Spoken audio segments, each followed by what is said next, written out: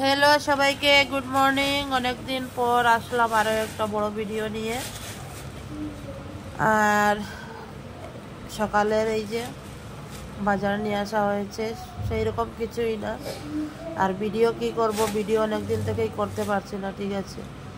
এই যে যেগুলো নিয়ে আসা হয়েছে বের করছি। আর এই কাঁচা আম দুটো কিন্তু কিনা নাই, দুটো গাছের থেকে পেড়ে নিয়ে আসা হয়েছে।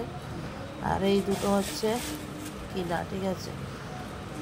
আর এইগুলো এখন বের করছি, রান্না বান্না করব।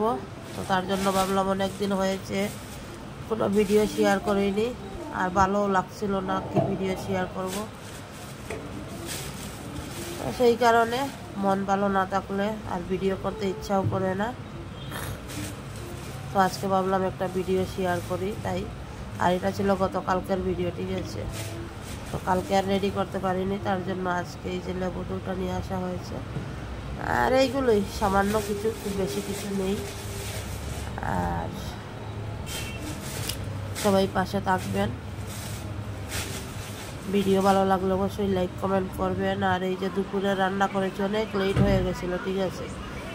তো 12টা বেজে গেছিলো, সকালেও সেরকম কিছু খাওয়া হয়নি, তার জন্য খিচুড়ি করে নিয়েছিলাম। আর খিচুড়ির সাথে লেবু আছে, আলু ভাজি, ভেন্ডি ভাজি, কাঁচা লঙ্কা, শসা, এগুলো তো আছেই।